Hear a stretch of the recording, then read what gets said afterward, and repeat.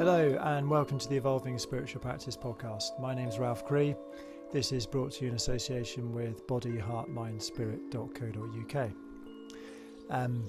I must say I haven't updated that website for 3 years, just so it's bear in mind if you visit it, it's a little bit out of date. Hopefully you'll find the time to do it up soon. Or if you're watching the video, I'm not naked, I just have my shirt off because I'm in a very, very hot room. So today I spoke to Brendan Dempsey about MetaModern spirituality. He is an author and he runs a retreat centre in Vermont, and he has a Facebook group called MetaModern Spirituality, and that was the topic of our conversation today. What is MetaModern spirituality? And obviously, you'll find out if you listen to the podcast, but to just give you the kind of general orientation of it, it's kind of what happens after New Age spirituality. That was popular in the 80s and the 90s, and what's next. So some of it's born a little bit out of the integral movement, and we we point out some of the areas where we see this happening around the world. It's a kind of post-progressive spirituality, and a kind of a new way of doing spiritual practice that is both rigorous, conserving the depth of the traditions around the planet, but also embracing the kind of progressive element and breaking new ground and new territory, and providing a kind of contemporary spiritual path that takes into account all of the things we now know as humans. So I hope you enjoy this conversation.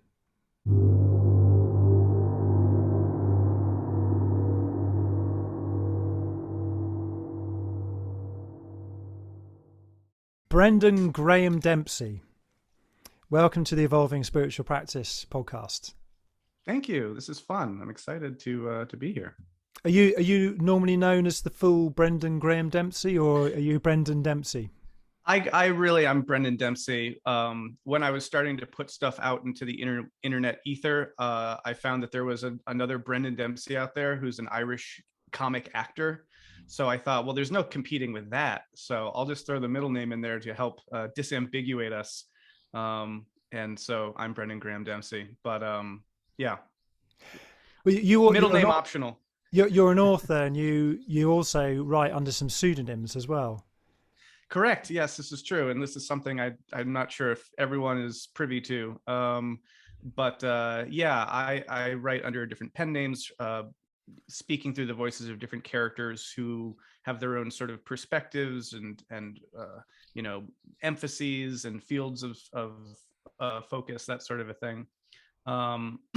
It's a very kind of Kierkegaardian project. I was very inspired by Kierkegaard in that regard.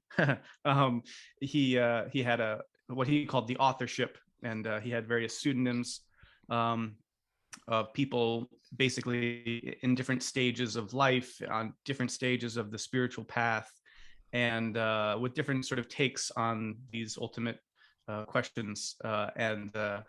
I resonated a lot with that, and I found it very compelling to explore spirituality through that multi-perspectival lens, and leave that in some ways on the reader to form the relationship to and figure out. There are many other reasons that I find pseudonymity to be very important in kind of exploring the metamodern sensibility. I was very heartened when I found the work of Hansi Freinacht, who is a similar pseudonym or synonymous personality.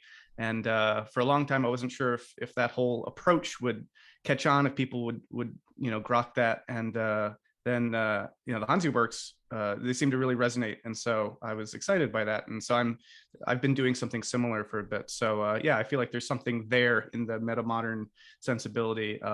And I've even written a little bit about why I think that might be the case. But yeah. Oh, cool. Yeah, excellent.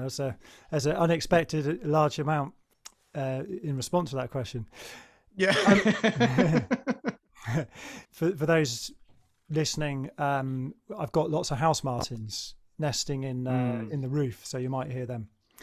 And it's really hot in here. It's not the normal room I work in, so I'm just going to take my shirt off.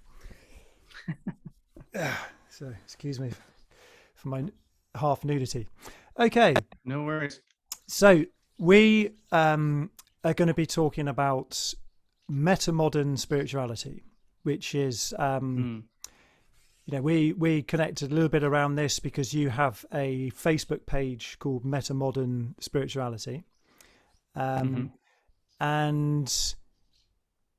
from why I'm interested to explore this is it's sort of the MetaModern is part of this. It's got lots of different names, but it's not New Age spirituality. It's something that's kind of come after New Age spirituality, and there's we might point to some of the other examples of this out there that people can explore, but one common term is that it's post-progressive spirituality. But I think the easiest way to describe it in the way I see it is it's what comes after New Age spirituality. So it's distinct from New Age spirituality, and I think it's something better than New Age spirituality. So that's kind of my brief framing of it, and so perhaps it might be a good place to start with. What's your definition of MetaModern? So for someone listening to this, they've never heard of MetaModern. They've kind of might have heard of New Age spirituality, dabbled in it, got a bit dissatisfied with it in the 1990s, that kind of era, 1980s, wanted something a bit more rigorous that is kind of progressive in the sense of it being not necessarily strictly traditional, but it also has the rigor of deep practice. So that a lot of people might be coming from that kind of orientation. Yeah, no, that's interesting. And given some of this multi-perspectival, highly contextually aware stuff we've been talking about, how I define metamodern or metamodernism might shift depending on who I'm talking to and what the sort of framing of the question is, and my perceived sense of the audience. So using the terms that you've set up, which I think are helpful, I would say that, yeah, you could think of it as a post-New Age spiritual paradigm. I think it can be helpful to locate New Age within a broader cultural paradigm, which a lot of people, I think, correctly associate New Age with postmodernism, which might sound surprising to some, depending on what your working definition of postmodernism is. In this sense, I'm just thinking of postmodernism as being a kind of cultural paradigm that's very aware of different worldviews, different cultures, and looking at all those cultures in sort of almost like a buffet of, in its radical form, it's sort of very relativistic. It's like, well, all these cultures exist and all these things are there for us to draw on, and there's sort of a radical individuality to it of just, well, I can take a little bit of this from Taoism, and I can take a little bit of this from Hinduism, and I can kind of assemble all these things, and I can have my crystals and my Om chants, and I can do this thing that feels very spiritual by kind of picking and choosing from a lot of spiritual traditions. I think that is a way of thinking that is very much in accord with a certain postmodern mindset. And that can have a lot of benefits, and it can also have some limitations to it, for sure. Well, so could you point out some of the benefits there and some of the limitations? Yeah, well, the benefits would be compared to, say, engaging in a traditional religious practice, where basically what the tradition says is what you have to embrace. you're sort of, in a sense, stuck in a tradition. If you look, across the road and you see some Buddhist stuff, or if you're a Christian, you're sort of like, oh, that looks good, but I can't go over there because, like, I'm a Christian, and so that would be bad. Kind of stay in your lane, sort of a thing, because there's one truth, and presumably, hopefully, the tradition that you're practicing has that one truth. So by contrast with that, the more postmodern approach is sort of, well, it's not that simple. The truth is everyone has some truth, and we can draw upon different traditions, and so it's freeing in that sense, and it allows people to, I think, get a broader perspective of spirituality, because you're able to compare it to other traditions and spiritual lineages. And so I think that's a big benefit, is it's kind of opens up your horizons a bit. At the same time, a limitation would be, there are more or less efficacious ways of doing that. And so one of the common critiques of kind of new age spirituality is that it does tend toward this sort of consumeristic kind of exploitative, consumer-based religion, which is like, I'll just take whatever I want, regardless of whether or not these things actually coherently hold together, regardless of, whether this is cultural appropriation, regardless of whatever. It's just sort of, I like this, I like that, and I'm the sole arbiter here of what's true. And so I'll just do what I like. And so that can lead to a form of, religious practice that can ultimately be rather shallow sometimes and a bit superficial. Yeah, I think the way people often describe it is digging lots of shallow holes, but no Yeah, deep ones. sure. And also, I think one thing I'd add is that it's progressive, without being conservative, and it takes, the benefit of the conservative approach in conservation is that it takes, in this case, millennia to form the structures to naturally evolve. That are the traditions, and G.K. Chesterton's fence thing, that they call it Chesterton's fence. You're driving along a road, you find a fence going across the road, and you're like, oh, what's this fence doing here? Do I remove it and just keep driving? But then you don't know why it's there. And the example, Brett Weinstein, in his book, which I think is a good one, 21st Century Guide, Hunter-Gatherer's Guide to the 21st Century, that was it, says that there was a time when surgeons were sort of removing people's appendixes lots, and then they were like, well, why do they even need their large intestine? So they were just like whipping out people's large intestines, just like, which just seems this pointless organ. But then now we understand that so beware Chesterton's bowel. And the other thing I'd say, so on the first point about the benefits, is that if you take somewhere like Tibet, has got an extremely rigorous and well-developed meditation practice, dream yoga, the yogas of dream and sleep. I mean, it's as deep as it gets, but they got no native psychedelic tradition.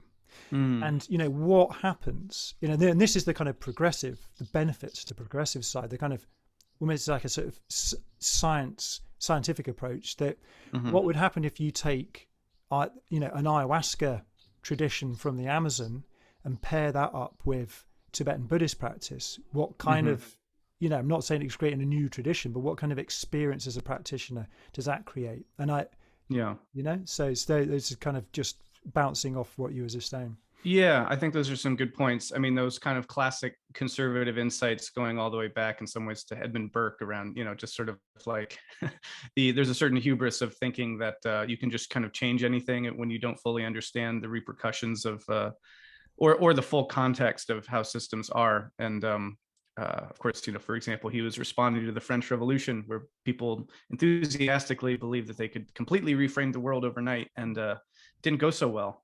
So there's a balance to be had there between change and conservation and appreciation of the past. And so, I think that often is missed in progressive new age spiritual contexts. So to your question of what's metamodern spirituality? Well, metamodern or metamodernism is a paradigm that follows postmodernism. And so in the sense that it follows it includes a lot of the insights, you could say, of postmodernism, but it also tries to kind of move beyond them and some of the limitations of postmodernism to get at something that's ultimately even kind of more comprehensive. So in the context of what we're talking about, I think a metamodern spiritual approach would be one that is aware of these dynamics and so tries to balance that a bit more by including, say, some of the more conservative traditional elements of religion, as well as the postmodern sort of relative buffet style, as well as you were saying, the science, right, which we get from modernity. And so when you're able to draw on a even broader range of kind of cultural codes and paradigms, that opens up new opportunities as well as provide some balancing, harmonization, integration of some of these potential limitations. I think another thing that's interesting is that for various reasons, postmodernism, because it's responding to and reacting to that whole modern scientific, materialistic, reductionistic thing, tended to go a bit too far in the direction of exploring the non-rational, the irrational, and kind of, poo-pooing the modern or Enlightenment project and science and all that stuff.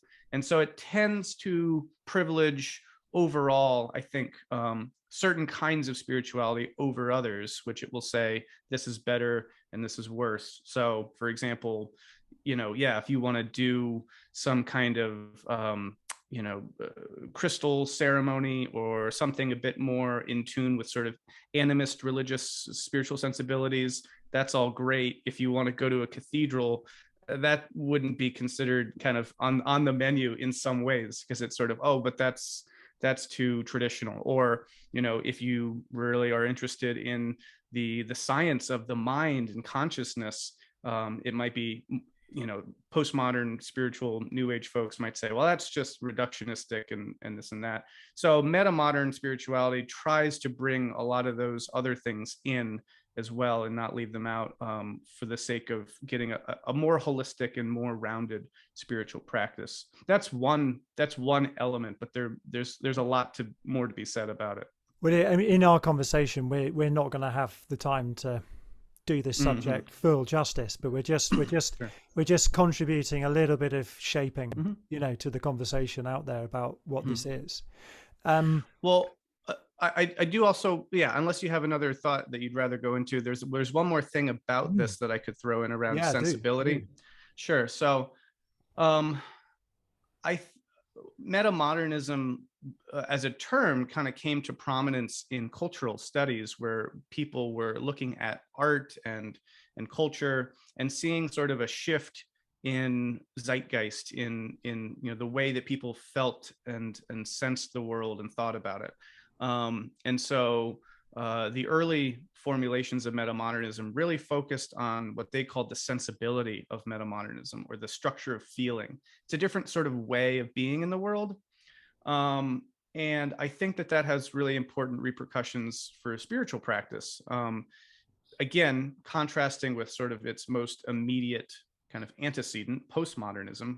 Postmodernism has a kind of sensibility and structure of feeling, which we've been talking a little bit about.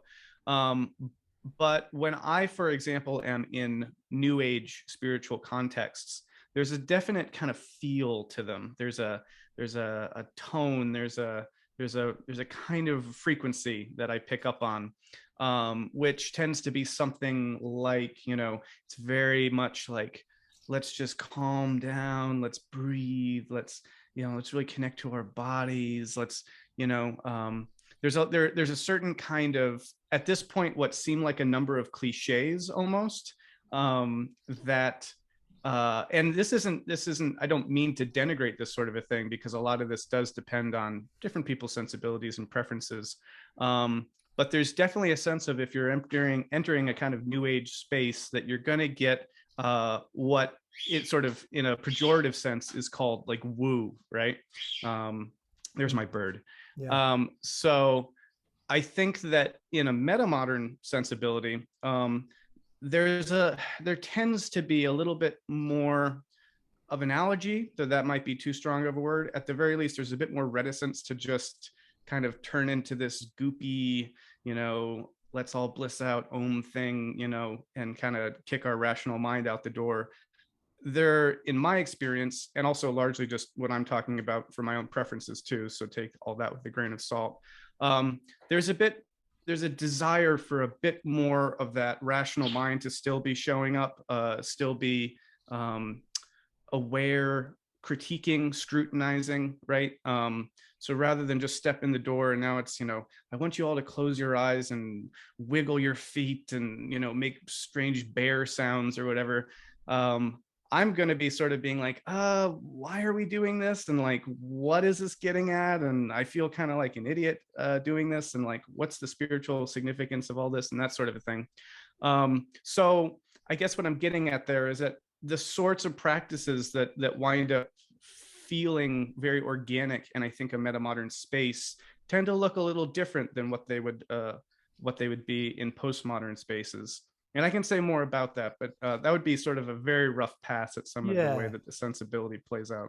Yeah, I'd say that the metamodern, as you say, brings back in that rationality, but also the rigor of the traditions, and a respect for their evolved structure, and that things like a sort of classic New Age thing would be to take a practice like Dzogchen or something and or Advaita Vedanta and be like, well, yeah, I'm just going to skip all the boring stuff and go straight to the end, like, everything is perfect, you're perfect just as you are and just as this is.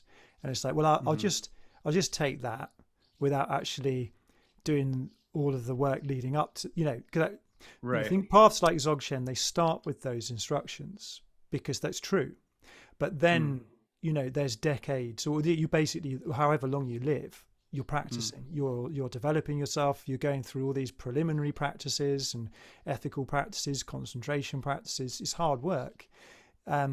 So, so when I see, I think of like when you say the feeling of it, the kind of, that there's a kind of a laziness, I think, and an aversion to hard work that I've noticed in the kind of postmodern New Agey kind of thing.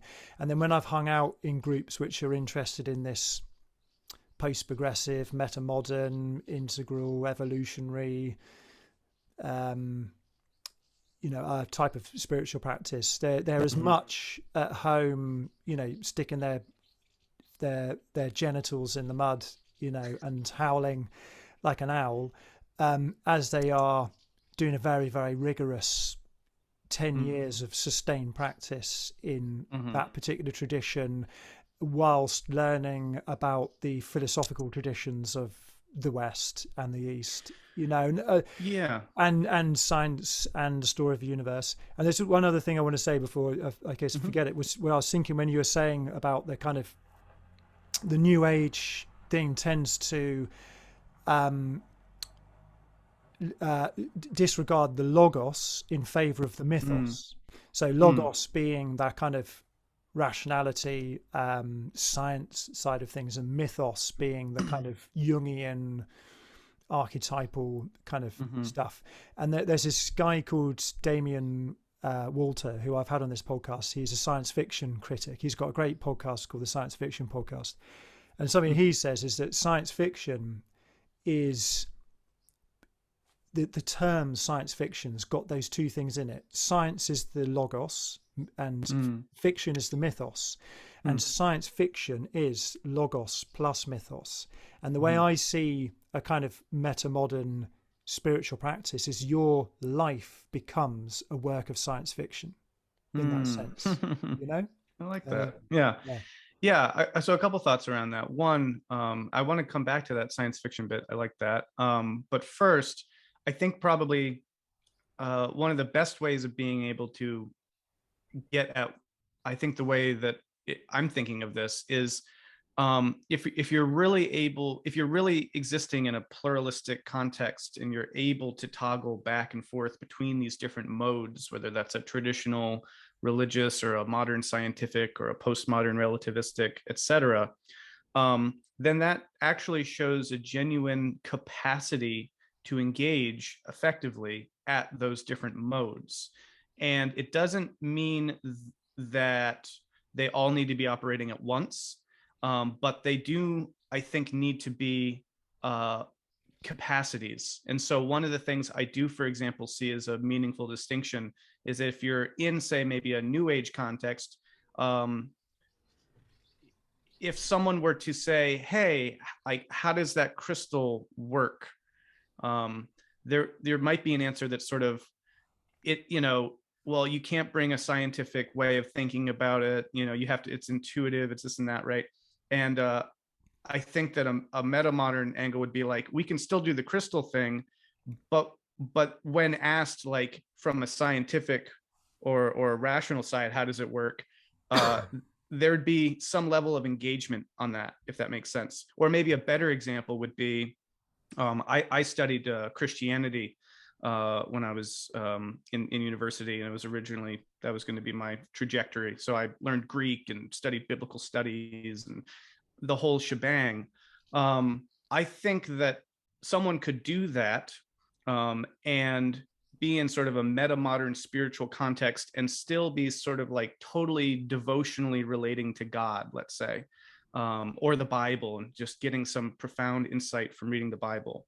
But then when someone asks, well, don't you know about how the Bible was composed? It was like written by all these different people and it was all these different sources compiled together. The person would be like, yes, that's true. And let me tell you all about how that process worked, right? There's sort of a rational understanding of all that. But that doesn't interfere then with the other modes that they're able to engage with in Christianity, right? So versus if you were to do the same thing, maybe with someone operating purely in like a traditional religious mode, none of that would be there, right? You'd say, hey, don't you know how the Bible was composed? And I'd say, well, yes, Moses, received it from God on the mountain, and this was a divine revelation. And so the point is, I guess I'm trying to get at that those are limitations if you're not able to operate, and see the picture from all these different angles and inhabit them, not necessarily simultaneously, but at the very least in some kind of back and forth oscillatory dance, then you're missing something bigger about the bigger picture. And I think that can be a good sort of litmus test for being like, well, is this a new age thing or a traditional thing, or is this a meta-modern thing? I think when you can ask rational questions, when you can ask devotional questions, when you can ask mystical questions or non-intuitive questions, I think a meta-modern person doing the spirituality thing is going to be able to respond in all those different registers. Yeah. And I think that if you're missing a register, it might be like, oh, okay, well, maybe that's a different kind of engagement. Does that make sense? I'm not sure. I think you could describe it as a deep, genuine friendliness to all different approaches towards things, and in a way where you actually understand where those approaches are coming from. You're not just sort of paying lip service to it. You in the way that, say, if you're talking to someone and you're having a dispute,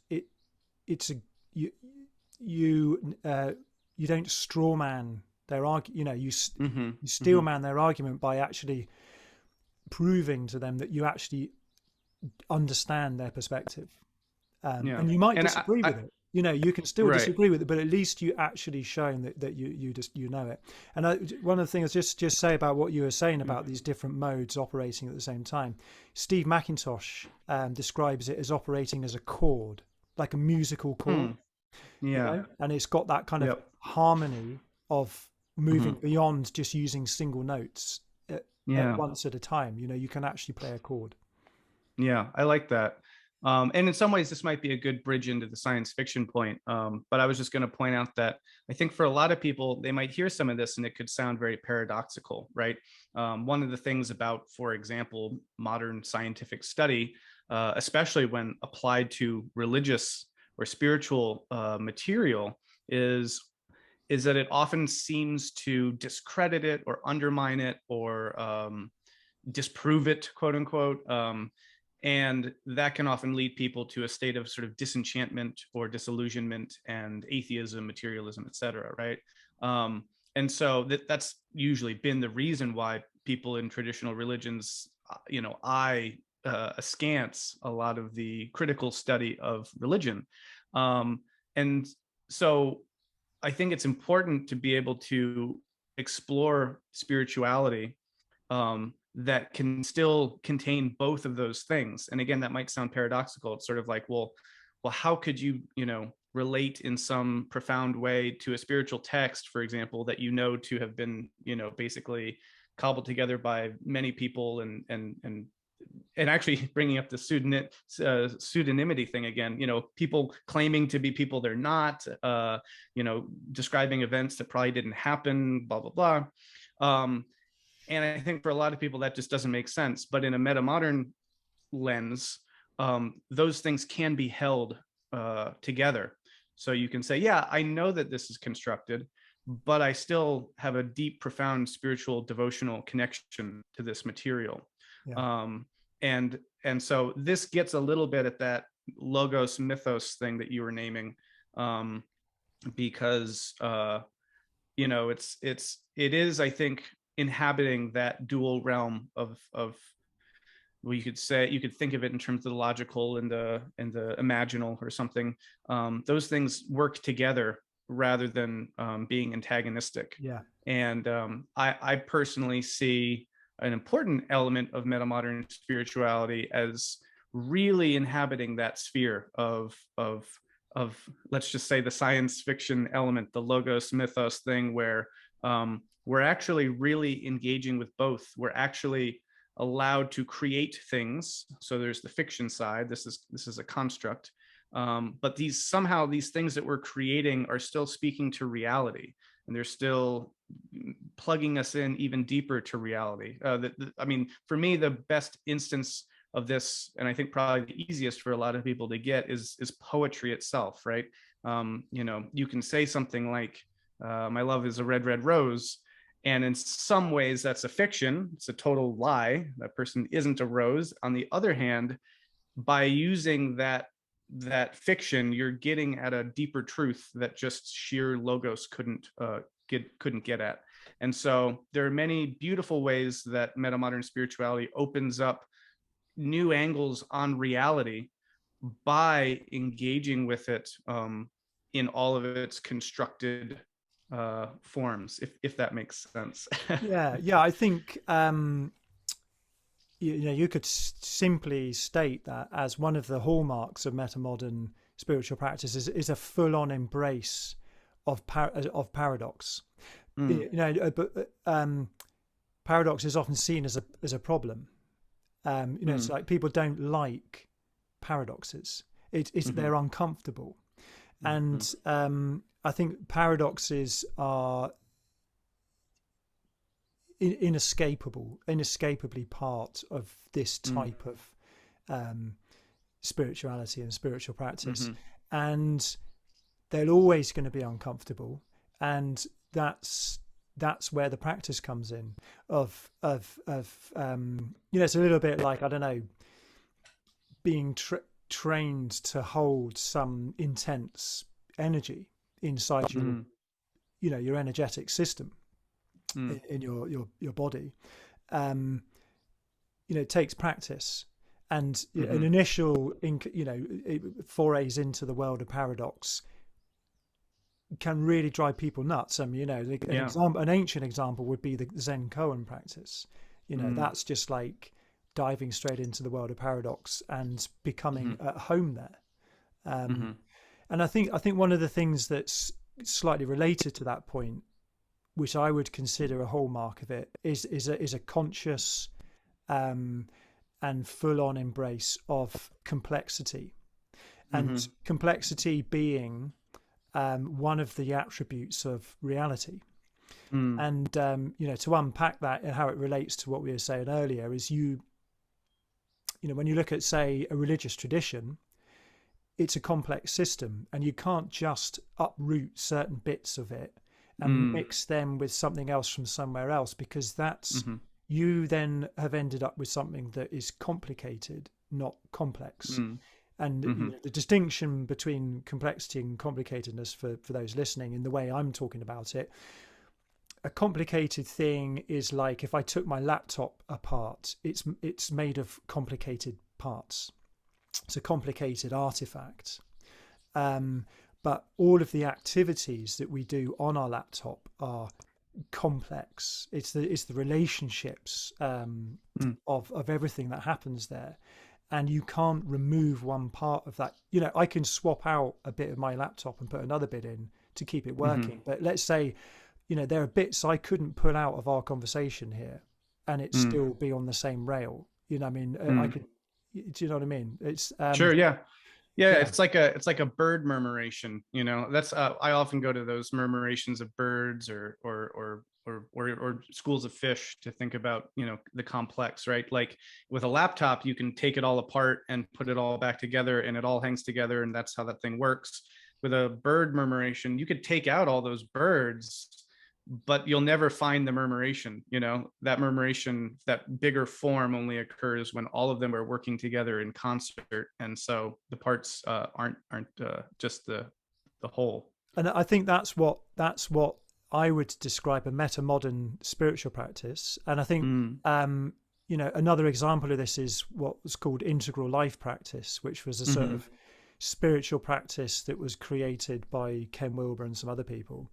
mm-hmm, And it might, from the outside, look like just a kind of messy, complicated thing, but actually it's about the complexity and mm, richness that's created by engaging mm-hmm. with those practices. Yeah, I'm really glad you brought up complexity, because that is a really crucial component, I think, of metamodern thinking uh, and metamodern spirituality for a number of different ways, some theoretical, but also, I mean, here we're talking about practice, and I think that there's a praxis component to it as well.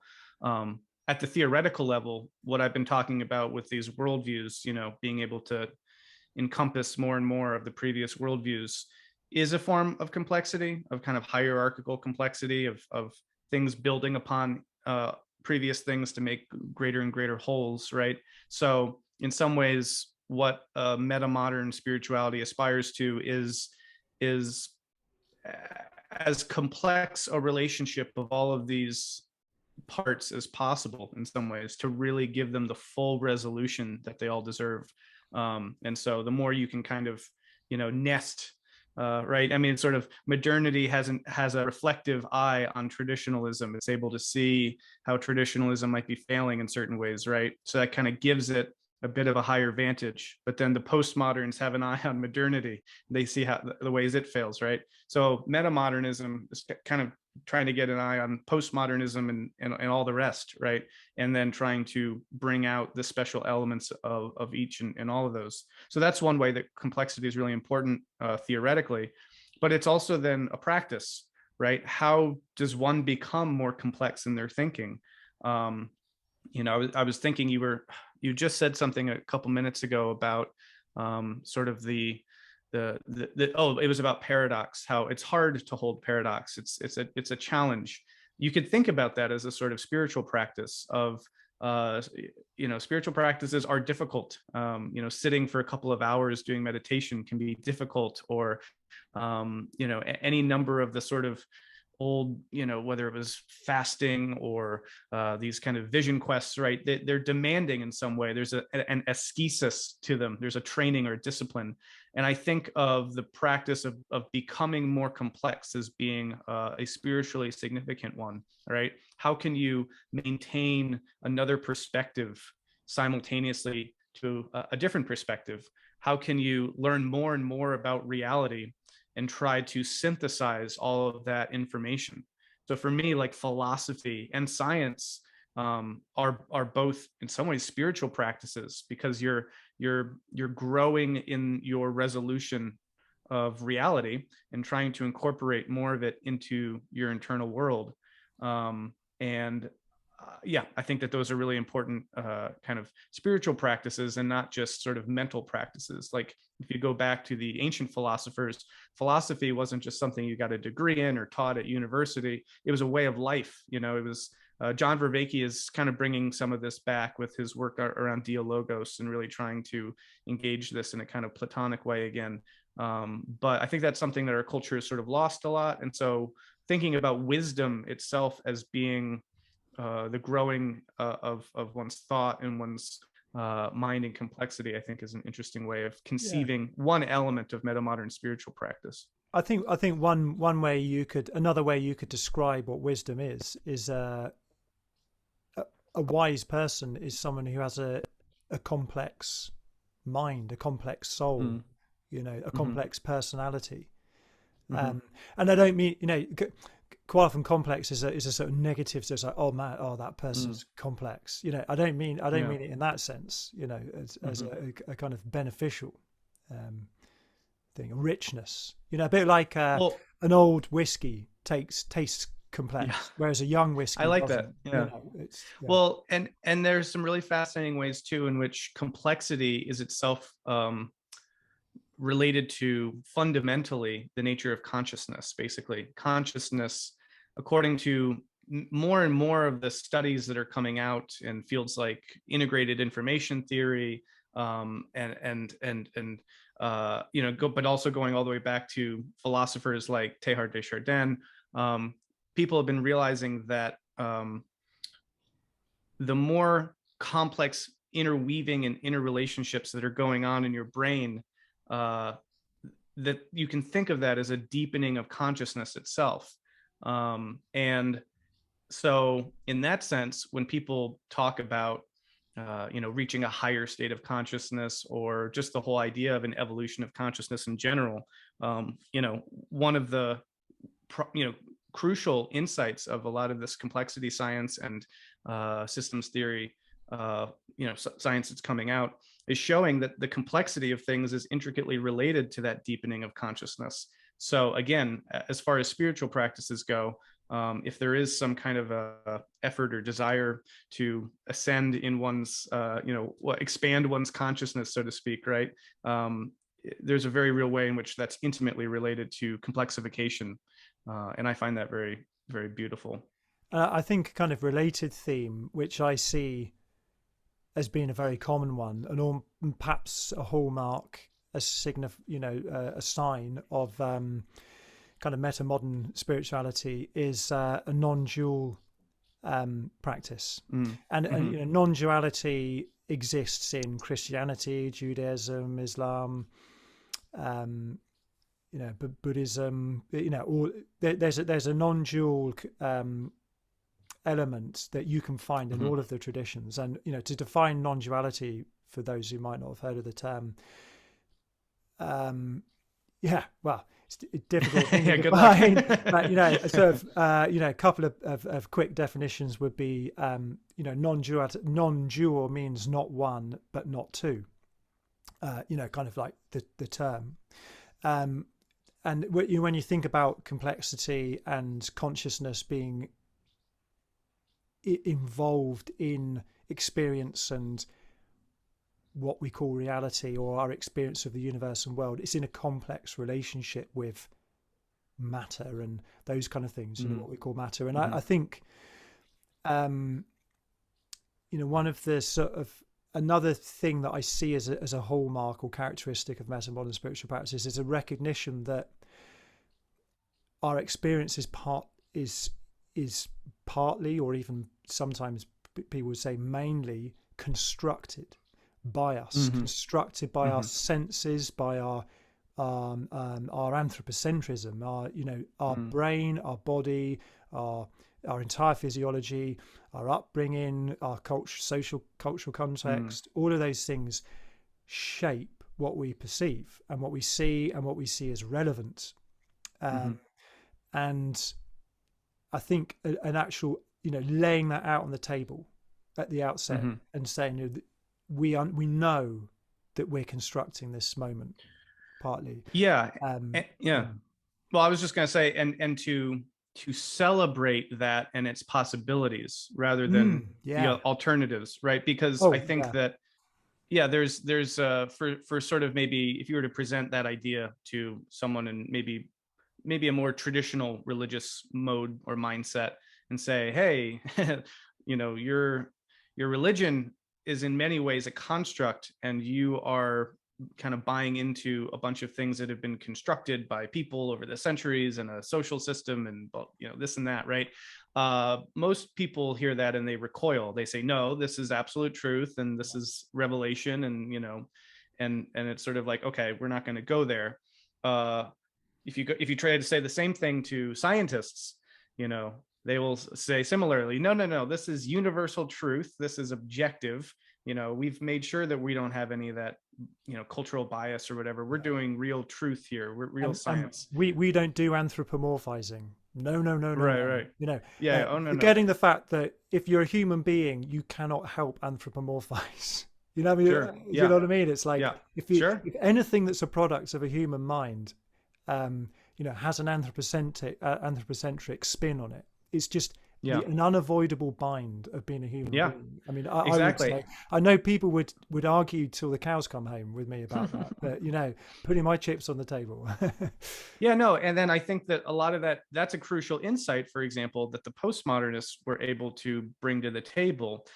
But where they failed with it was they saw that as sort of at worst, well, let's say at best, it was something that could help us liberate ourselves from, oppressive social structures. At worst, though, it was sort of a radically relativistic, skeptical, even nihilistic observation that nothing's real.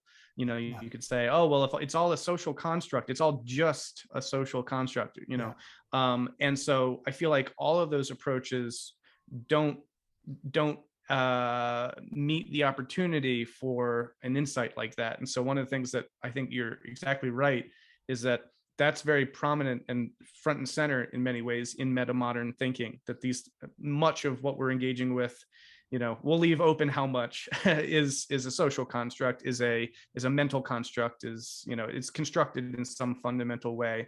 And rather than see that as oh no, nothing's real and I'm falling through the void, that's an incredible idea. It's an incredible opportunity, one, to start then shaping, to start constructing, if we are in a world in large part of constructs, we shouldn't be passive about that. We should be active architects and designers of the world.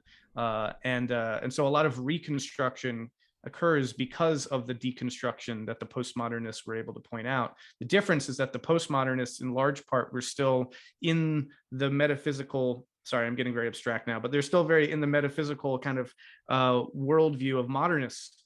So they were still thinking that there was sort of this thing of objective truth, but now we're just saying it doesn't exist. Whereas in this view, it's like there's this objective truth, but we can never get to it because we basically just live in a prison. A prison that oppressive forces have created for us, through history, and our biology and all of those sort of things. And actually, this is a great way of bringing up another topic that I think, in my conception of metamodern spirituality. Just before you do that, sure. Can you hold that one just because this relates to complexity, non-duality. That one of the kind of positive sides of this that reality is partially constructed is that, and this relates to non-duality, that consciousness is always part of anybody's experience of anything. And one of the sort of what they say in Tibetan Buddhism, the nature of consciousness is its freedom. Freedom from, freedom to be. It's sort of inherently uncontracted. It has an inherently uncontracted aspect to it that you become familiar with through meditation and stuff. So, one of the benefits of that realization is that that aspect of yourself that is forever free, always already uncontracted and free, is inextricably in a complex relationship with your experience of this moment, and is always part of it. You're never Mm, not experiencing what in tradition might be called the enlightened mind. It's an mm, inherent, natural part of the experience of every conscious mind, and it just has to be mm, recognized. mm, Um, so, and I think, um, but the other thing I was thinking with it, when people take a slightly different point that you were saying, that you can actually be an architect of your own life, an mhm, architect of culture, that when people take that a little bit too far, you end up with this sort of excesses of the law of attraction type of world, mm. Yep. so Yep. we're not exactly talking about things going that far. Um, but yeah, I think that, yeah, I just wanted to kind of put that out there before we moved off the Yeah, subject. no, I think that the law of attraction stuff is a good example of maybe like a new age insight around the constructedness that we're engaging in. Whereas, the reason why that can become problematic is because it doesn't have that rational rigor to, balance it out in the way that we were talking Mm. about other spiritual ideas. The kind of conscious engagement with the construction of reality opens up really interesting and I think spiritually compelling opportunities in a meta-modern context.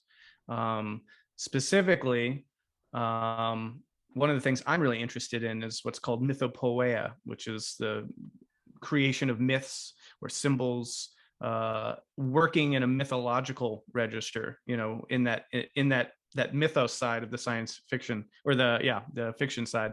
And I think that doing so only kind of makes sense when you appreciate the constructedness of so much of reality and the very um, exciting possibilities and the open nature that then affords us about reality itself and our ability to um, shape our experience and others' experience with reality. Because if so much of what we're getting about reality is mediated to us through social structures and through our language and through the symbols that we're using, right? Um, And there are mythological structures, as you just pointed out too. Exactly. Right. I mean, I tend to use that word myth very broadly. So I don't necessarily mean, again, that it's like a false story. I mean, myths are encompassing broad ways of understanding the world through story and through ideas and through symbols that we use to make sense of the world. And those can be more or less life affirming. They can be more or less constraining or opening. And so once we are kind of keyed into that, or tuned into that, um, we are in a position to actively craft those mediating myths, and do so more consciously, in the same way or akin to the way that people often talk about like conscious evolution, right? For so much of evolution, we were sort of just, it was a passive thing. It was our environment was selecting what was evolving essentially. But now eventually human beings, maybe other sentient life in the universe, become aware of that, become conscious of that process. And then when that happens, you can actually consciously shape the evolution of society and beings, right? I don't mean that in a dark like eugenics way. I mean in terms of our consciousness and our mind and Yeah, all I sorts of think other things, like right? So yeah, co-create it. You're working with sure. the deep mythological currents that Hmm. are part of the nature Yes. of a mind. Right. You're not you. That's if you think you're David and Goliath. Well, not David and Goliath, but you're a little puny little thing versus that enormously deep force of mythological, Mm. you know, Hmm. um, motivation that's running Hmm. through all of consciousness, and you're kind of working with it rather than trying to necessarily shape something from scratch because Right. Right. I mean, it's in, kind of thinking in Jungian terms about this, right? If there's some kind of fund of archetypal images inside of us in our collective unconscious, let's just use that framework, right? It's not that we're creating those archetypes. It's just that we're more aware of of how we are relating to them and being more open to them, of expressing them, and engaging that process. So rather than things coming up in torrents and dreams and expressing themselves in the kind of collective space, as these ideologies and big mythically inspired political movements and whatnot, that can be very destructive. If we can become more conscious of that process and then actually do it intentionally and say, well, how do we engage mythological symbols and images and constructs in a way that is maximally, life affirming, affords maximal human flourishing, et cetera, et cetera. You can kind of set certain logical parameters, because what was before just purely kind of unconscious coming through can now be sort of tempered by and in accord with and engaging with the logical side. So again, you got kind of that mythos and logos working simultaneously, if that makes sense. So the science fiction of your life, I think is a term you were talking about earlier, of kind of engaging that way with your life, is a big part of this sort of a thing. And it's also, I think, a cultural project. It's a way of thinking about what are we putting into the world that might be making the world better. And so, yeah, you could call it kind of generative rather than sort of the sort of more dismantling type of orientation. Yes. Yeah. What do you think about this? That another thing that I think I've noticed as a trait of sort of meta-modern spiritual practice and communities is that tends to be what used to be traditionally called a householder path, where people are, they've got families, they've got jobs, they're politically engaged, they're not kind of, so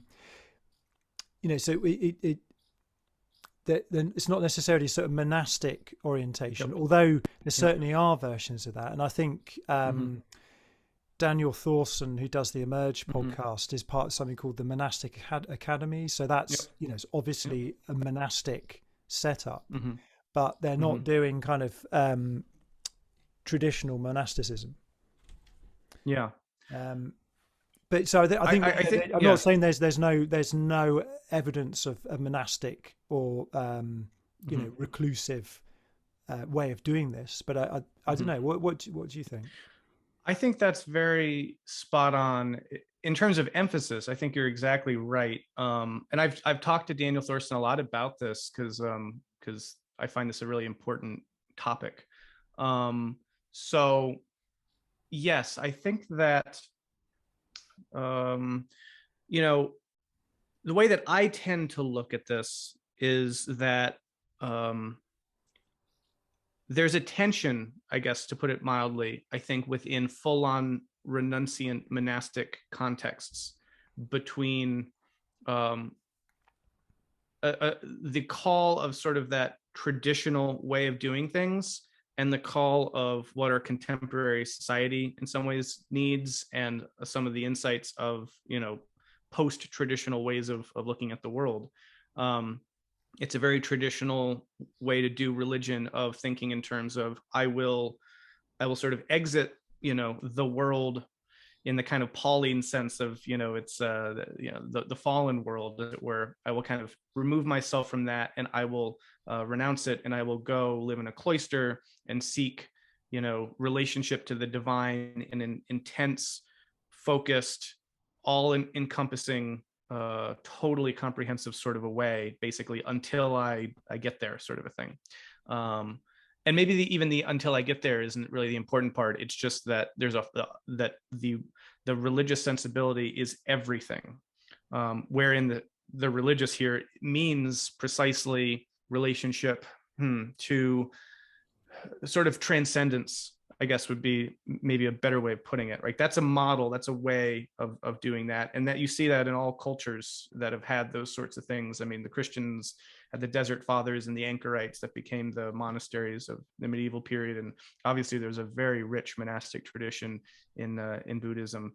And so, and other traditions, obviously, but so that's an option. But I feel like that does get a lot of its inspiration and a lot of its kind of cue from a traditional mindset, which is assuming that there is sort of this world and another world. There's some transcendent thing that like that is the ultimate thing, and everything else compared to that doesn't really matter. Maybe this whole world that we're living in is just temporary and transient anyway, and so the thing that you should be doing is focusing all your attention on the transcendent. And I think some of the most extreme forms of that turn to asceticism, right? Not only is this world bad and stupid and the transcendent is all we should care about, but we should actually like punish ourselves or self-flagellate or like actively seek out pain and suffering as some kind of religious practice in and of itself, in order to denigrate the body and mortify the flesh to make the transcendent more pronounced. That whole thing can become, I think, very pathological. And I think a lot of the insights that we've gotten from modernity and post-modernity really bear that out, name it. I mean, Nietzsche's critiques of a lot of this are really crucial in all this regard, right? So there are ways where monasticism becomes not ideal. So that I think is true. And I think that there are certainly ways to do monasticism, like the neo-monastic communities, where we're avoiding the pathologies, we're avoiding the broken worldview as much as possible, et cetera, et cetera. But I do still think that there's a tension there. And I know that some of these neo-monastic communities struggle with that. They're sort of like, how traditionalist should we be? How much should we be leaning into a particular one tradition, right? In the same way that we were talking about earlier, that it's about sinking in, that those fences are there for a reason, that there's something to all this, right? I know that that's a struggle. And so I wanted to name all that, and then also basically suggest that how I tend to see much of metamodern spirituality is a form that, as you're saying, is less geared towards that renunciant, ascetic, monastic way of life, and more, to use your term, kind of the householder or the lay idea of how do we live in the world with all of our normal mundane seeming things of human relationships and going to work and living in the world. How do we do that and still have a deep spiritual path, a spiritual connection? And I think that's one of the critiques that the monastic side would say about the householder path, is that you're not devoting enough time to your practice, and it's not deep. One of the things is that your entire life, every aspect of your life, becomes practice, an act of devotion, an act of deepening, an act of evolution. So I think the case I'm putting forward, and I think I can sense you're putting forward, is that the life of a normal life in contemporary world, it's entirely possible to go super deep with spiritual practice. Yeah, I think so. And I think it's also, I'm going to take kind of the pluralistic element here even further and suggest that there are multiple ways of realizing something transcendent and spiritual. So I don't disagree with the idea that if you were to commit to a monastic path and do that thing for 30 years, you might have an experience that is unique to that path. Like that might be a set of conditions that you need to have a certain kind of awakening experience. And so I'm not trying to suggest that, anyone can get that by, doing just other things. I think what I'm suggesting more, though, is that what we conceive of as even being the transcendent goal or what we are aspiring to can be conceived of in a plurality of ways, such that, as you suggest, anything can be an act of service or devotion. I forget who it is in Catholicism. It was very, very much about like you're doing the dishes, right? And that's like a divine act. It's a divine act of service. You might even have some kind of like transcendent feeling where, you know, you're just, oh my gosh, I feel the light of God shining on me, and all you're really doing is just, you know, scrubbing the toilet or something. And so I think that I think it's important to consider all the ways that spirituality can manifest, and that the sense of the sacred can manifest. You know, it can be the whirlwind, it can also be the still small voice, you know. And so I think that a pluralistic perspective such as metamodernism, or, you know, yeah, let's just say metamodern spirituality, tries to cultivate, is appreciative and respectful of that plurality. So that would be one answer to it. And then, because that also then does say that there is an important place for monastic communities, a really important place. Where I become a little hesitant is when I hear the notion that monastic communities are like where the real work is done. You know, Yeah. it's sort of like, if you really want to do the fast track, you can do this, right? If you want to kind of get there slower, you can. And I'm skeptical very much of that, because it suggests that there's, you know, this is the way to do it, and these other things sort of aren't that. Yeah. Yeah. Yeah. No, I would also say, I mean, sorry, this is such a rich topic. So yeah, sure. a couple things. One is, I'm very interested. I run a retreat center here in Vermont, and the Monastic Academy, I'm really great friends with them. Daniel is a good friend of mine, and I've really come to appreciate the work that they're doing so much. They're just up the road from me, about maybe 50 minutes. So we're having some really great interchanges or exchanges. And so I think that they're doing a really wonderful setup in a neo-monastic container. One of the things that I'm looking to explore are containers that are inspired by a certain kind of neo-monasticism, but are more geared towards, you know, the householder or the lay person. So I run it's you know, we've had some metamodern spirituality, or a retreat here. We're going to have another one in the fall, and I'm seeing opportunities for ways of people to come together, to engage in community, to engage in spiritual practice, that are a bit more autonomous, a bit less structured, a bit more organic. And I feel like there's a really important place for that, because, I mean, not only do we barely have any wisdom monastic traditions that are, you know, that are thriving here in the West and in America specifically, but we also just don't have the gradient, the range, the possibilities as much. And so I'd love to see a lot of that get filled out more, so that, you know, people could do a weekend retreat and have that experience. They could get the kind of nourishment that comes from that, but they could also maybe apply for a 2-month, you know, residency of waking up at 4:30 in the morning and chanting and meditating, and all of that is valuable. And so being able to facilitate where people are at in different ways effectively, I think, is a really important challenge for a practice, for establishing an ecology of practices in a metamodern mode. I think, and that brings us on to what might be our last point. You know, this is about, where do we see this metamodern spirituality out there in the world? What are the examples of it? And I think, you know, this is a little bit difficult, because a lot of the examples of it I've seen have been as disappointing as they are inspiring. And I take as an example, you know, thinking about what you were just saying at the end there about sort of a sort of quasi monastic. It's a little bit monastic. It's a community based around practice, but people have jobs and all that kind of thing. I think an example of that was Enlighten Next, which had Andrew Cohen as a guru. But and I thought a lot of the stuff they created was really good. This magazine they made, for example, was fantastic. It's called What is Enlightenment, and then it became Enlighten Next magazine.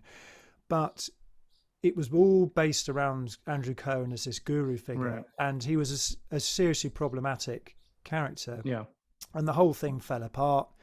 And you know, mainly because it was to do with Andrew Cohen as a guru.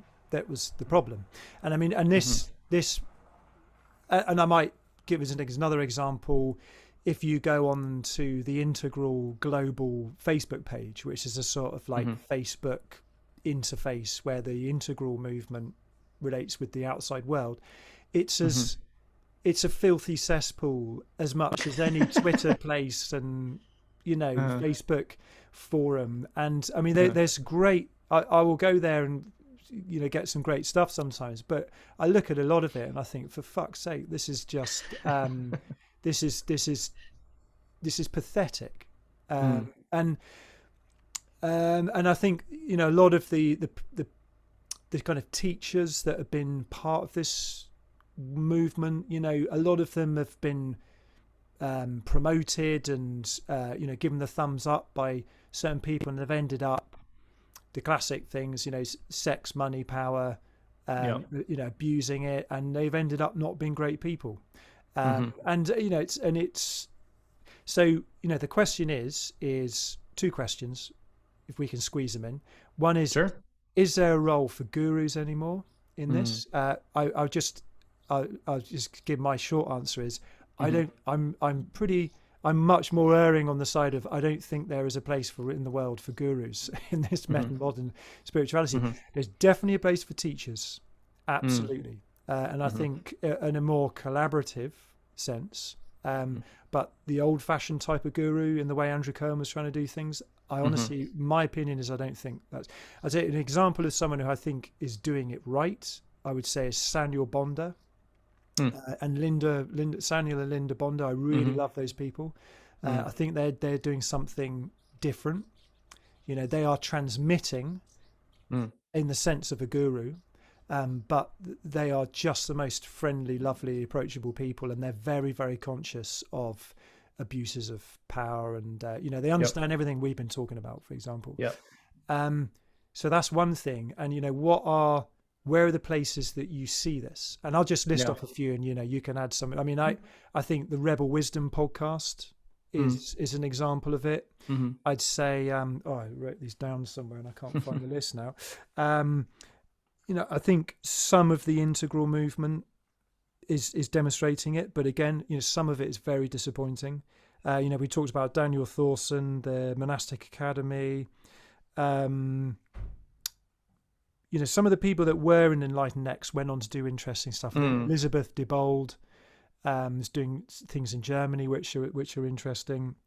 And I think, as a kind of broad sense, there's a kind of, I don't know. I mean, those are my starting points. Yeah, it's a great question. Let me see if I can tackle it. So one observation first up front is metamodernism, in the sense that we're using it now, has in many ways come to occupy a place after the so-called like integral diaspora, right? You had the rise of this integral movement, and there was a lot of fascinating ideas coming out of it, and then communities, but a lot of it broke down and didn't work, and had some really nasty things go down. And you're alluding to some prime examples. Andrew Cohen, one. I know Mark Gaffney was another. Roshi. Yeah, there was just kind of scandal after scandal, one after the other. And so I'll just say, all people, I have valued their work greatly. You know, all three of those people, Genpo Roshi, Mark Gaffney, Andrew Cohen. But as people, I'm not sure. You know? Yeah. So I would say this topic is a really important one. It's actually one that I got into. I think we did maybe a 2-hour-long conversation, Layman, Pascal, and I, on this topic. So if people wanted a little bit more of my take on this and some of this, check out the integral stage conversation we did on the Salon of the Band, where I interviewed Layman, and we really got into this topic. I think those guys are an example of something I would say at the moment it looks good. Bruce Alderman, Layman, Pascal, and I'm going to mention them in a second, but I just wanted to propose a framework first, which is that metamodernism, as it is used now, is, you know, largely influenced by the Hansi Freinacht works that came out starting in 2017, written by Daniel Gortz and Emil Fries, and both of whom were intimately involved with the integral scene, in some ways are part of that diaspora, and that resulted in large part because of the perceived failings in that integral scene. And so metamodernism, in that sense, from those voices is really in many ways a continuation of some of the core integral ideas, but with an attempt to uh, also build in the critique of what went wrong there. So if you read the Hansi books, for example, there's a huge recurring leitmotif of watch out for the guru, watch out for the spiritual teacher who just wants your money and is going to sleep with your wife and all this stuff, and all the power dynamics that emerge in spiritual spaces. I think that what I'm getting at is I feel like there's a very heightened sensitivity to spiritual abuse and spiritual trauma that I think has informed the meta-modernist community from the get-go, and has made it very suspicious of those kinds of figures, at the same time that it's still trying to carry forward much of the integral legacy. So from that stance, I think what you're raising around the issue of gurus is crucial, and it's at the heart of how meta-modern spirituality is trying to conduct itself and being aware of these sorts of things. It is, as I say, a very broad topic, and I have a lot of kind of thoughts about it that I don't think we have time for. I would generally agree with your take. I don't think that the guru figure is a viable dynamic in a meta-modern context, though I've talked to Lehman again about this, and he has some interesting ideas about how, in fact, I believe he was working on the idea of a book with Carter Phipps about the topic of a meta-modern guru. What could that look like? Are there certain kinds of consent that could be set up going in so that it's, so he might be an interesting person to talk more to about all that. For my own take, I remain very suspicious, and I've done maybe too much to try to just say these people aren't welcome in this space, at the same time that I recognize a lot of the intellectual, contributions that some of these folks have made. And I'm saying that in some ways I'm evolving a little bit on how I conceive of that. I used to think much more in terms of, look, if you're going to be doing anything that you're calling spirituality, you have to have very strong, developed interpersonal skills. You have to be sensitive to people's emotional realities. You can't be an abusive person, right? And I still very much hold to that.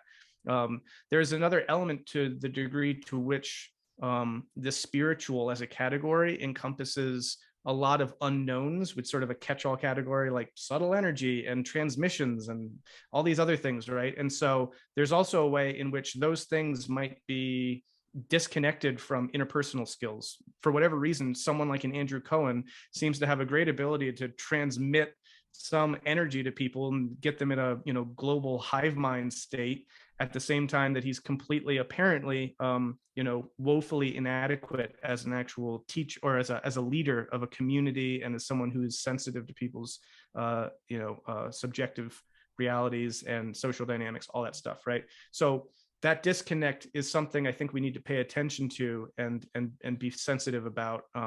So that might sound like a long-winded answer, but there's a lot to that. More to the crux of the matter, the meat of the matter. Where is this happening where I see it? So yes, you brought up, or I brought up, and we both talked about briefly, Lehman and Bruce.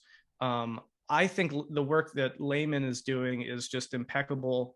I think both of them are incredibly brilliant with immense integrity. And I love the stuff that they're doing.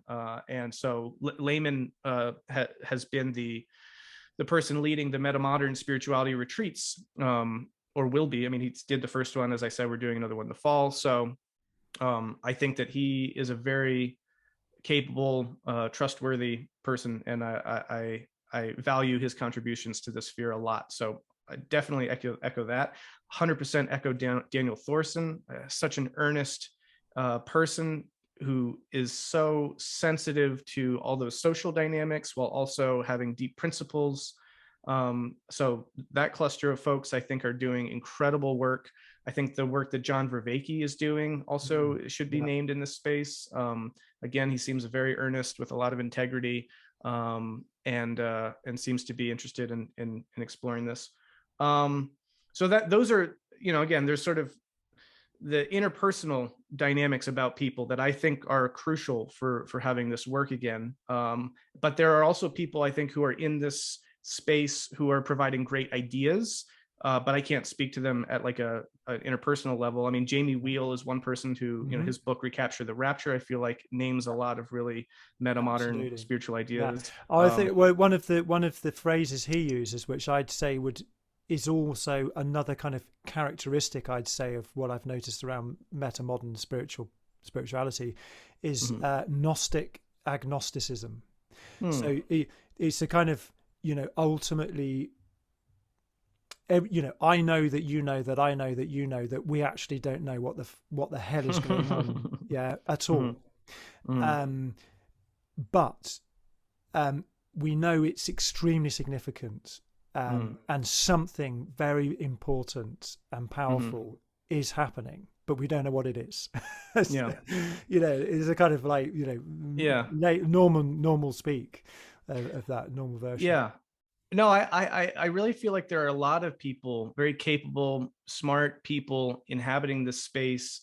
Many of them I think of as, you know, they're my age, they're friends, they're I think we've all got to progress a bit before any one of us would be in you know, there's a, you know, one of the things that's come up in some conversations is sort of the tribal paradigm of like thinking about elders in these sorts of spaces too, many of whom are coming from the integral scene because that's an older scene, and seeking sort of the wisdom of people who have been engaged in this space for a while, at the same time that a younger generation is taking up a lot of these ideas and rethinking them and re-engaging with them.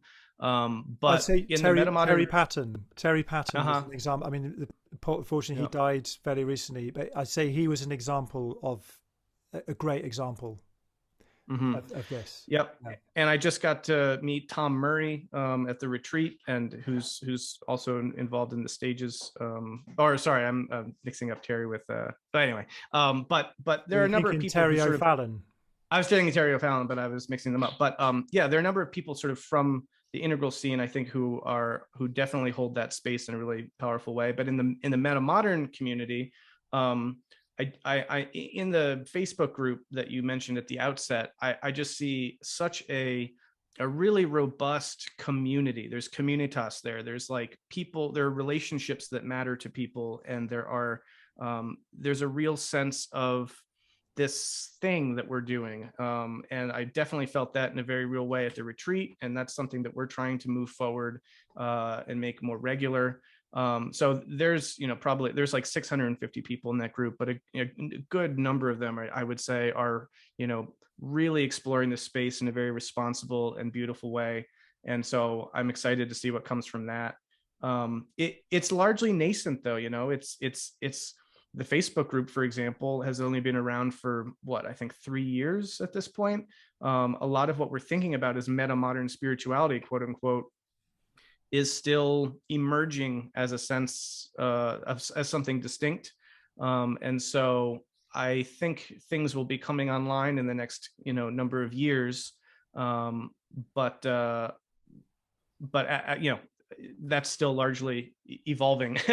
And but anyway, yeah, I would also name Greg Enriquez has contributed a lot to the conceptual framework and some of this stuff, and he was at the retreat, and just a good guy. Zach Stein is a huge figure, I think, in articulating his meta psychology and that sort of a thing. Again, someone of, I think, of a lot of principled person, and you know, very thoughtful. So anyway, I could go on and on listing some individuals. Yeah, but I think I just want to say, you know, just as a footnote on that, that just in case anybody hears any of these names and runs off and says, right, well, these guys have vouched for them, I'm going to turn them into a guru.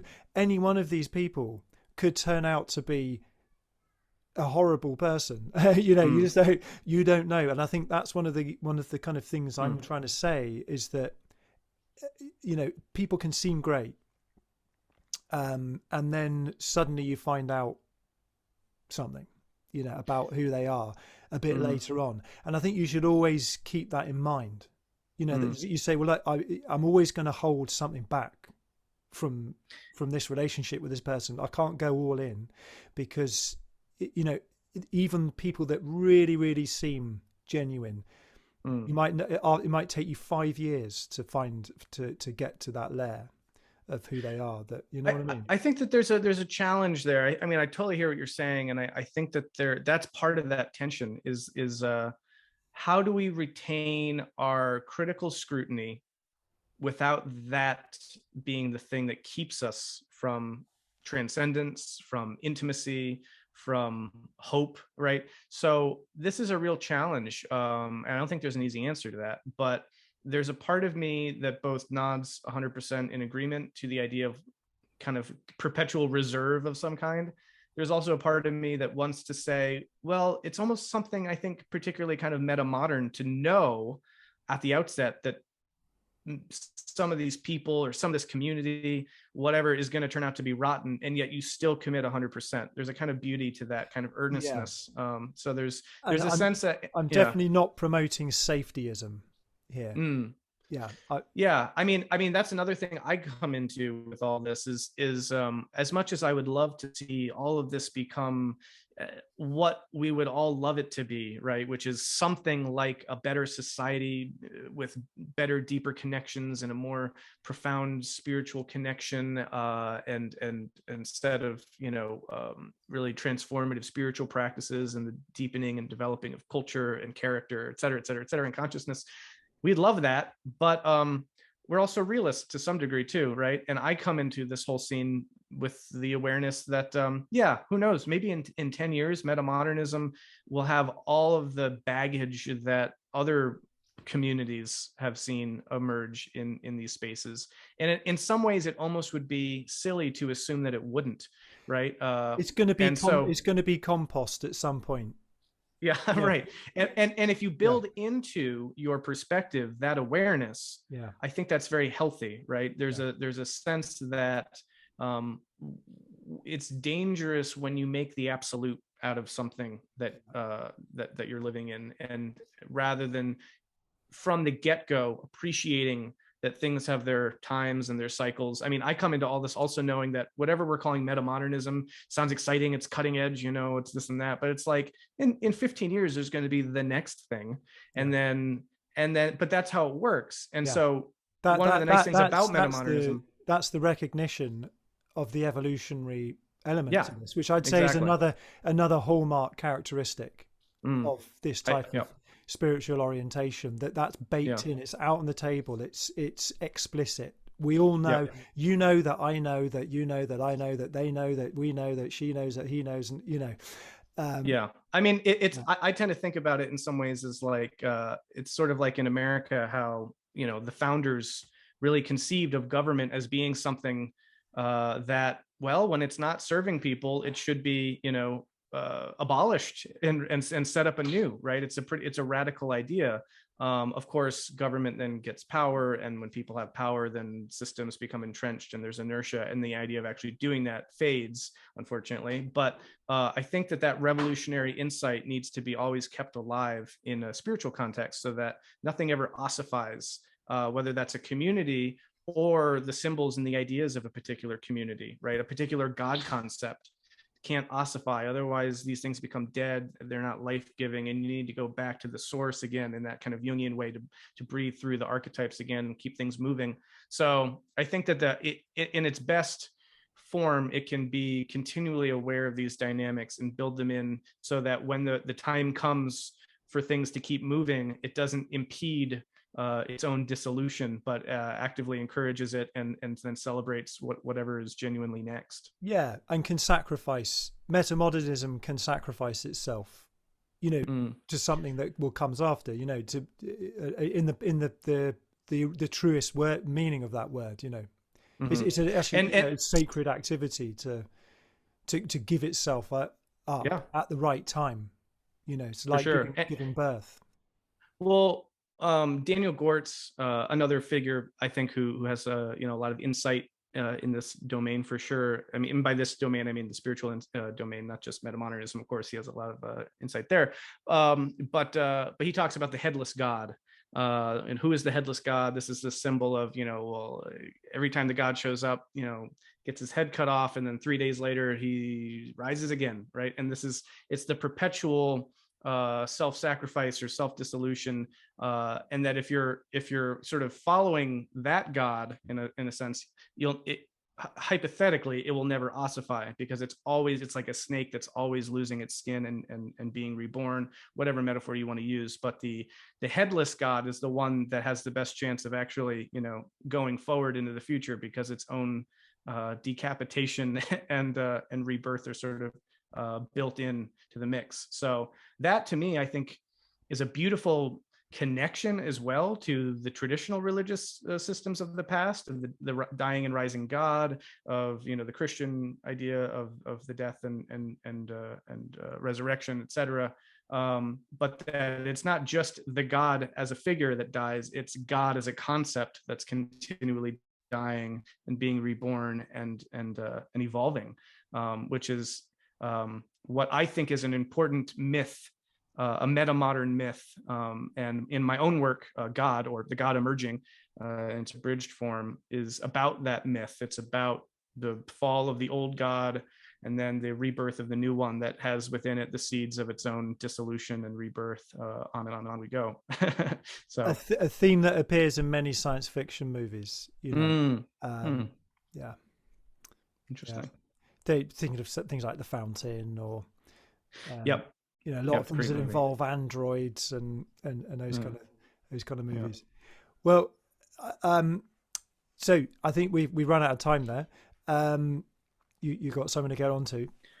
But I've really more or less. I mean, I've enjoyed this conversation very much. So yeah, I mean, if you wanted to throw out one more question, I could probably make the time for it. But okay. Well, here's the last question. Where can people find out more about your work? Okay, yeah, that's a softball, as they call it. A concrete one. Let's wrap it up with something easy. Sure. Yeah. So I'm Brendan Graham Dempsey, and if you go to BrendanGrahamDempsey.com, all of my stuff can be found via that. I, including my YouTube channel, in which I have a MetaModern Spirituality podcast, where I talk to a lot of these folks. That would be my stuff. The MetaModern Spirituality Facebook group exists, as we've been mentioning, and it's a private group, but I see that there are people that are sort of in the community, like that. It's not so many, everyone's welcome, so to speak, as long as you're not a troll. But so there's that. I would encourage people to check out. I would also encourage people checking out the Integral Stage podcast, which is Layman and Bruce's work.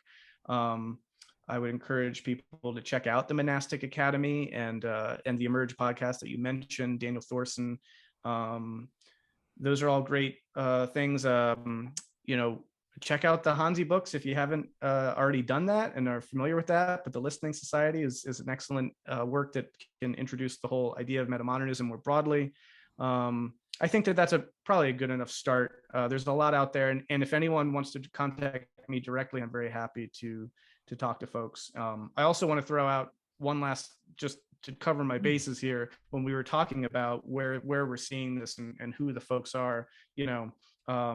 There are literally too many people to name. I could go on and on and on, but that would create a very boring podcast. So I don't want to kind of leave anyone out in that sense, because there's so many incredible people in this space that are really inspiring to me, just at every level. And so this is it's a beautiful community of people. And so, yeah, at request, I'd be happy to, name some more names to people who might be interested in the scene, or to suggest more resources and that sort of thing. But yeah, I think that's a really important point to make, and I concur with that. There's loads and loads of people, as soon as you start naming people, you're leaving certain people out. But I think it's the value in just throwing out some names or some organizations is that it gives people something. All you need is the next thing in your journey, like it's the breadcrumbs. It's the line of breadcrumbs. It's like you need some kind of lead to just get some traction on this, Well, and two last thoughts real quick, or two last suggestions would be John Vervaeke's Awakening from the Meaning Crisis, which I think, the whole meaning crisis framing is really crucial for a lot of this. And I think Vervaeke is one of these hubs that's connecting a lot of folks, Rebel Wisdom included, and all these other ones. But also, I mean, Ken Wilber, if you haven't read Ken Wilber's works, Sex, Ecology, Spirituality is amazing. and integral spirituality, great. There's just so many of his works that are really informing this conversation in a huge way, and I'd be remiss not to name those. Also, Bobby Azarian is totally new to this scene. He's a neuroscientist and a science columnist, basically. He wrote a book recently called The Romance of Reality, which I think is brilliant, and I feel like has a lot of connections to a metamodern spiritual sensibility. So those are just a few other ones I wanted to throw in the mix that I feel like are forming part of this kind of emerging network and scene and canon, or whatever you want to call it. Great. Well, I hope we've made a small contribution in shaping this for people. Likewise. And it's talking to you has helped shape it in my mind, too. So it's it's this I just love this dialogos, as John Vervaeke says. It's great stuff. Well, enjoy your day, Brendan. It's been an absolute pleasure. And thank you so much for this opportunity. This was great. I really enjoyed talking, and I appreciate the work that you're doing. And thanks for this wonderful chat. Appreciate it. All right. Cheers. Lots of love. I'll be in touch. All right. Adios. I made all the music that I use in my podcasts. If you'd like to hear more of my music, please visit SoundCloud and check out my profile, Ralph Cree.